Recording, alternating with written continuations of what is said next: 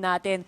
Here we go. Yes, ito na mga kaibigan. So, anything can happen dito. Sa game number 3 kayo, kung anong nostra nyo. Ano ba sa tingin nyo? Sino dito sa dalawang team na to? Don't forget to comment dyan sa ibaba kung sinong sinusuportahan nyo. Pero to be honest, sa inyong lahat tayo dito, panalo sa pagpanood pa lang nitong ng series nitong dalawang team na to. And so far, I think nawawala na yung focus ng NXP for going for bans agad on the tanks, the big tanks, which is very, very good para kay Chuck. Baka, feeling ko kung ako yung Execration, first pick tank na ako, no? Exactly. Kasi for sure may mawawala eh. And the bans are for the Yuzong. I think Yuzong obviously deserves a lot of banning. Despite the nerf, kahit na-nerf na itong hero na to, napakahapdi pa rin talaga. Especially pag nag-compress yung mga kalaban mo sa paligid mo, aabsorban mo lahat ng ano. Exactly. Saka ano din mostly yung Yuzong heroes, players natin is on the execute. Oo. Parang, di ba pagka kumuha ka ng medyo, going back dito, I really like the first pick dito na Execration na having the Farsa.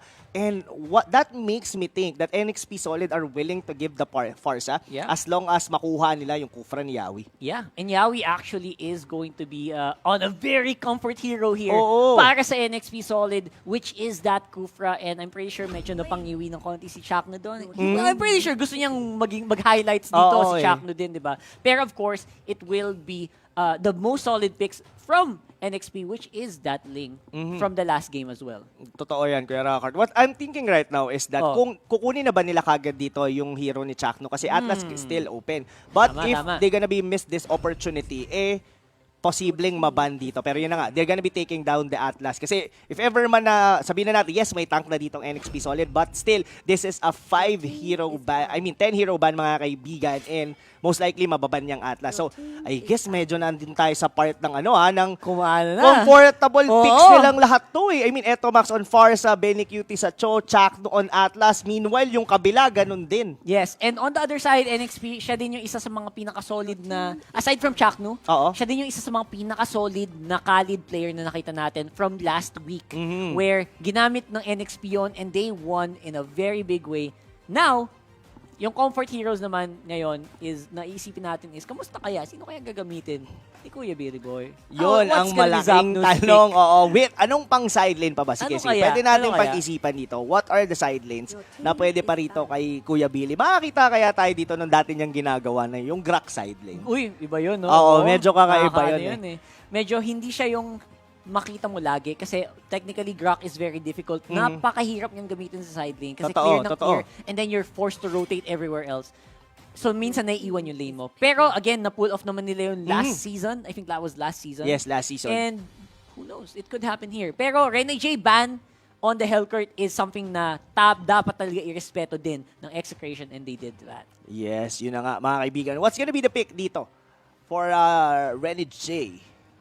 So I really like the band din ng Hellcourt kasi isa rin talaga yan sa mga heroes ni ni Rene J, and the Cho nasa kamay dito ni Benny Cutie. Comfort na comfort yan for Benny Cutie. And Esmeralda is ban, and that might be parang familiar to Yes, I mean Gato Kacha, probably baka magpalit sila dito. Will Rene J be the one to use the Khalid? Kasi I think MB is the one who's using the Gato Kacha for the side of NXT Solid. That's true. Kanina, he was the one who used it, and pwede din namang si Rene J going for the offlane Khalid, which is uncharacteristic, pero it still works, and tama pa rin naman sa roles.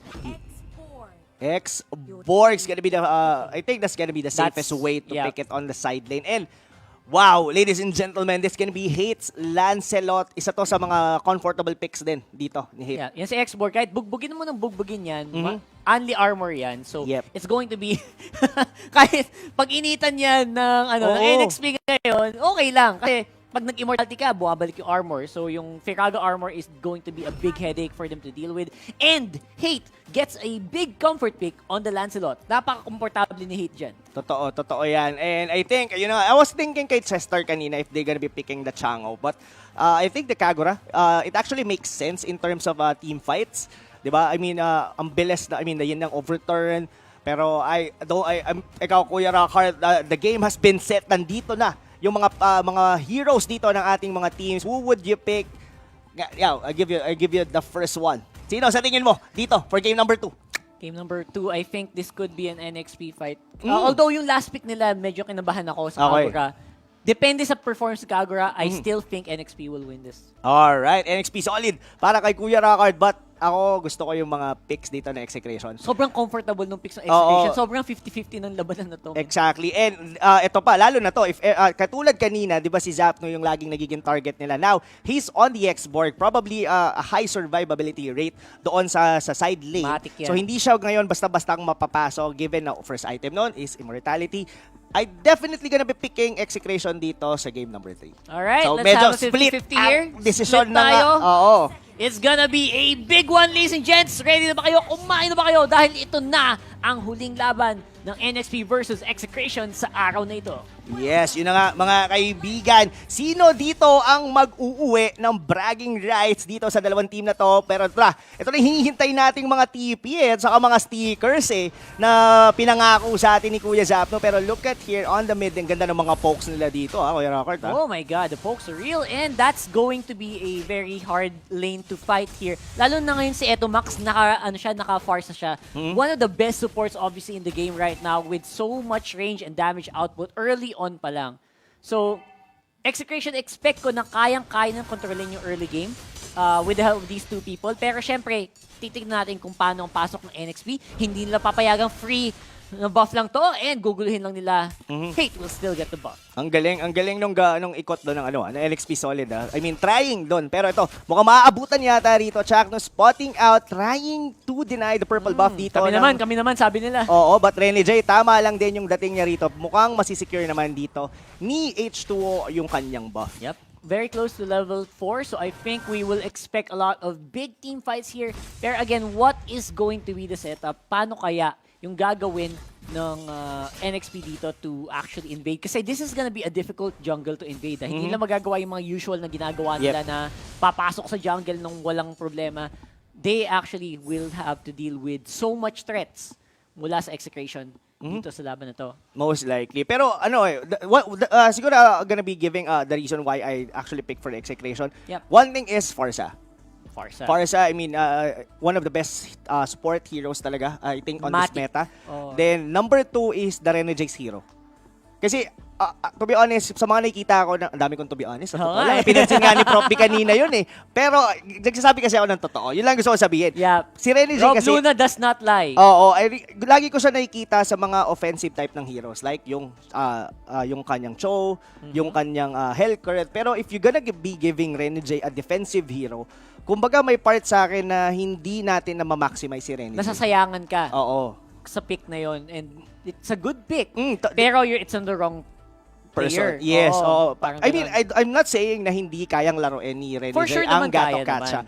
But what I'm trying to say is that there are certain heroes na best talaga para sa kanya and the draft actually countered somehow yung mga heroes ni Renejade. Yeah, and that's actually something that you will need to deal with talaga. I mean, if you're on a team, 5 lang talaga kayo Like, no choice. Kung kailangan nyo talaga ng isang extra frontline tank, you will need to adapt. And that's something na magandang testing din yan. Magandang testing din yan para sa NXP, no? Na meron silang mga hero na hindi mo usually makita na gamit nila. Pero, if they can pull it off here in the highest level of play dito sa MPL, that's saying something. That means napaka-multi-talented mo. Napakadami mong pwedeng gawin for your team which adds more value to you as a player. Exactly. Totoo doon. I mean, you actually nakuha mo lahat ng mga points doon, Kuya Rockard. Ang isa pa dito, mga kaibigan, ang laki ng burst potential kasi din ng Execration from the of course, nandun yung Cho could be able a very good pick-off. Tapos somehow, of course, the Farsa with the Feather Airstrike, di ba? Parang ang bilis mag-deal ng damage. Parang may instant -1 kayo pag may nahuli si Benny Cutie. Parang ganun, no? And the Farsa is something that you need to really look out for. And si Ito Max ba may gamit? Sobrang, it would be a different story siguro kung napunta to sa, kung napunta to sa NXP because Chester is very good on that. Actually, both of them are good Farsa players. Very good Farsa players. Ang inisip ko lang talaga, yung Kagura pick, how does it deal with the Farsa pick? Diba? Sa early game, obviously, lamang na lamang kasi si Farsa. Pero pag nagkumpul-kumpul na kayo, tapos hindi nyo napansin yung Kagura, dun na nagkakanda leche-leche yung lineup. Totoo. So, depende sa sitwasyon, depende sa posisyon pala, ni Chester sa magiging laban sa mid-game. Pero again, medyo mid-game pa yun para sa akin. Ang problema kasi sa sa isang Kagura is that he actually needs a little bit of time compare sa isang Farsa. I mean, Farsa, kailangan lang niyang mag-level 4 and that's it. I mean, kahit Arcane... Kahit no items pa, no? Oo, kahit Arcane boots lang. Any boots, to be honest. Kaya niyang i-mag-deal ng enough damage. But that's a different for Kaguras. Ang difference lang nila probably is yung mechanics nila sa mga team fights, which is after ng Feather Airstrike, mas malaki na yung maibibigay ng isang Kagura. But will they be able to have that time para magkaroon ng item din si Chester? Yun ang kailangan nating tignan. And nagiging solid, nagiging klaro na kung ano yung mga win condition ng ating mga manlalaro dito ngayon. Yes, yun na nga. Pero still, medyo nagiging cautious sila dito. This is not what we've seen on the first 2 matches nila. And I think ang unang sagupaan natin dito paglabas pa ng first turtle eh.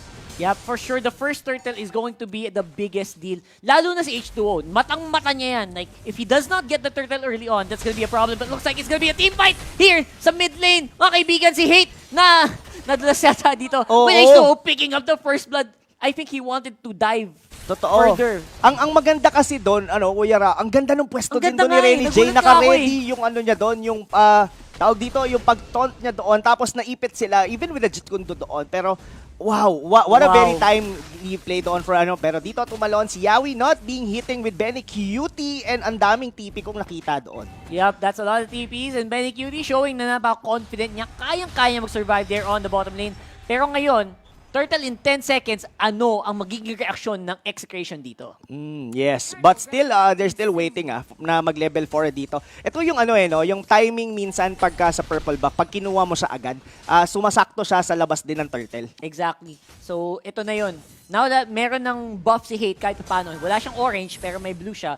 So, kaya niya mag-skill spam ng konti para maging mas komportable sila dito sa laban, sa ilalim ng turtle. Which is mangyayari na yata in a few moments. Execration, inunahan na agad ang NXP. NXP going in and starting to do the collapse. Yes, pero wala yata ditong pangpalipad si Eto Max, but the ultimate coming from Yawi will be there just to secure. Chester will be taking down that Farsa. One man down for the side of Execration. But ito na kaya, kukunin na kaya nila dito ang turtle ng NXP Solid. Nga ba sinasabi natin mga kaibigan, now NXP after 1 kill lang on Ito Max, si Farsa pa nawala. No more vision and no more damage output. They could do this, pero syempre dahan-dahan muna.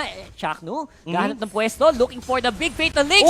Secured by Renny J ang turtle, hindi nabigay kay H2O. Ang ganda ng Fatal Links pero hindi enough yung follow-up dahil si Eto Mac, isa lang yung tumama dun sa Feather Airstrike. Raging Sunstorm will be there. Yawi dito, pinapakuluan, pinapainitan dito ni Paring Zapnu. H2O going all in and MB still alive doon sa may bandang likuran ng NXP Solid. Napagandang pasok nun. And of course, we still have a sacrificial lamb here.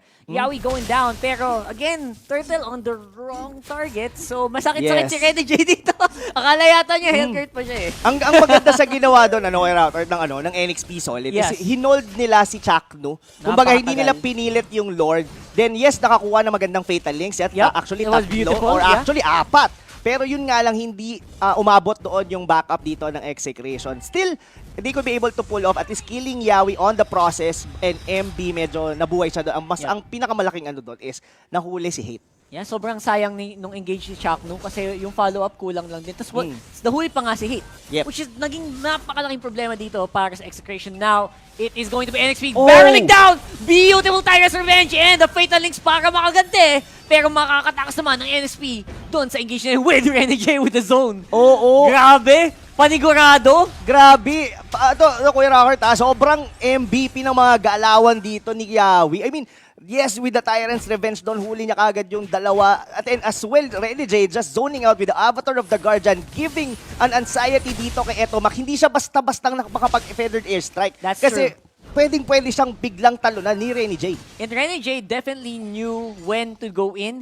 Kailangan niya i-secure yung tower na yun. Kailangan nila ma-secure yung HP din nila H2 kasi napuwersa din sila H2 na mag-Tempest of Blades para makaiwas sa damage output. And syempre, Avatar of the Guardian, great zoning tool. Kahit hindi tumama yan, basta takutin mo lang yung kalaban mo, nagawa mo na yung trabaho mo. Exactly. Looks like Hate dito, hindi nakakakuha ng the usual place niya sa kanyang Lancelot. Lagi siyang napipick up dito mga kaibigan. Feather S9, look at Yawi, look at the avatar of the Guardian from Renegade hitting the Farsa. 2-man down para sa ng Execration. May Fatal Links pero hindi enough. Chakno dito mukhang mapanganib. Habol na. MB will be taking down the Atlas and that's gonna be a 3-man down for Execration. May susunod pa nga yata record. That's gonna be Zapnu almost killing everyone from the side of Execration. Benny Cutie just getting a consolation tower dito sa bandang ibaba. Mga kaibigan, ang score 1/10. Nako po, delikado sa social media ang mga ganitong score. Nako po, oo, napopost ang mga ganitong score mga kaibigan. We will have to see if Execration kaya ba nilang i-tilt back ang laban na to because that is becoming very difficult for them to win. Lalo na ngayon si H2O nakuha na yung turtle na dapat sa kanya. They will go for a fight once more on top lane. Ayaw pa magpapigil, ayaw magpawat. NXP, they will have control of this game with a almost 5,000 gold lead. Oo, grabe. I mean, H2O dito mga kaibigan, ready in the zone. 504 KDA. Literal dito, Rockhart. Talagang nagsusnowball na rito ang NXP Solid as of 7 minutes into the game. They could be potentially na mag-deny na rin dito. Pero si Hate doon na naman yung nahuli. Same spot? Same spot. Ang matindi rito. Kung ano yung score ni H2O, yun naman yung kabaliktaran nung kay Hate. Baliktad na baliktad as in. I cannot believe my eyes. Okay, here we go. Tuloy-tuloy. H2 ayaw pa rin mapigil with Chester in danger though with the last Insanity. Zapnu na-takedown naman niya ang kanyang karibal. Pero for the meantime, lamang pa rin on the map. Everyone else starting to get in position for a big push. Totoo yan mga kaibigan. 4,000 lead pa lang naman dito ang NXP Solid. And what's, at least there's still gonna be a good juice for Execration because they do have here the Forza that could be able to withstand or at least go into the late game. That Way of the Dragon ni Benny QT pero hindi yata enough, but the Feather Airstrike will be there. Chaknu will be taking down the life dito ni Yawi. And Outer of the Guardian out for Renegade. Yep, dahil doon, and of course, they will still get something for that. Ang problema dito, nagiging hit or miss na, slowly yung mga engage ni Yawi magiging problema kasi pinsan pag sobrang ganda ng momentum mo, mapapa-go ka na mapapa-go. Oo, kumbaga parang ano eh, parang in-hit ka eh. Oo, in-hit Oo, eh, gigil diba? na gigil ka. So parang you have the momentum, you tend to probably commit mistakes kasi nga more on aggression ka going forward. Pero ito, mukhang triangle defense yung pinapakita rito for Benny Cutie pero isipa, kinounter ng Tempest of Blade. Pero H2O, para sa likod, eto Max, tamang-tama yung pasok niya pero ang bilis tumalon sa pader doon ni H2O and still gonna be alive dito sa laban na to. Grabe yun. Wala akong masabi doon. Natahimik ako. And of course, makuha pa rin ng NXP yung turtle sa top lane habang nangyayari lahat ng to. H2O should have died. Oo. Pero hindi pa rin talaga. Isang ano na lang yun eh. Isang one hit na lang isang yun eh. One hit, isang kiliti. Look at that, mga kaibigan. Yawi dito trying to check on the bushes dito. Mga kaibigan, still, this is an NXP Solid. A game to lose para sa kanila. It's up for Execration to hold dahil isa na lang or probably yung torrent nila dito ay nauubos ng paunti-unti sa kanilang tier 3 turret na lang halos yung nabubuhay sa kanila aside from the top lane. That's right. And I think gusto na rin tapusin ng NXP Solid yung bottom lane second and yung top lane second. So this is a lot of gold.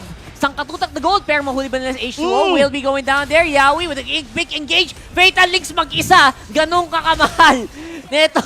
Buhay pa din! Buhay pa din! Kuya Rakay! Grabe naman si Boss Yawi going down with the last Insanity. Pero looks like H2O kuha pa rin ang target sa gusto niya. That's Zapnu once more on this X-Board. Grabe, still 4-man down sa Execration. Si MB tumambay na sa base dito ng Execration. Sabi niya, ako na ang bahala dito mga tol. It's gonna be Eto Max na lang ang buhay. This could be it! This could be it, man.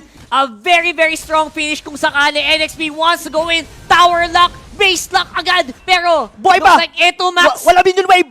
Walang minion wave. Sinakripisyo yung sarili niya para maklear. Oo, wow. Buti na lang nandun si Eto Max. Hindi pa tapos yung akalain yung laro dahil nandito pa ang Execration. Humihinga pa mga kaibigan. And it's still going to be a 9K goal lead. A very solid one at 10.5 minutes. Pero, again, hanggat hindi bumabagsak ang base, hindi pa tapos ang labanan. Hate going out of the Phantom Execution. Pero ang problema, bawas niya. Nasaan na? 063 on that Lancelot. Yes. Ang ano, no, kumbaga parang ang naging play doon ni Chuck, no, sa tara, tanggalin na muna natin sa equation si Yawi. Pero grabe yung kunat doon ni Yawi. Yes, nakahuli. Pero ito, mukhang ang speaking of huli, that's gonna be Chester. Pero si Ember rito, mukhang siya yung susunod. Look at the damage. Ito, Max, dito medyo nararamdaman na ng NXP Solid. Medyo kailangan mo nang i-hold ng NXP yung kanilang aggression kasi pwede pa din kumambak dito ang Execration. Yep. Malaking bagay yung -1 and again, kita nyo naman walang 0-6-0-6.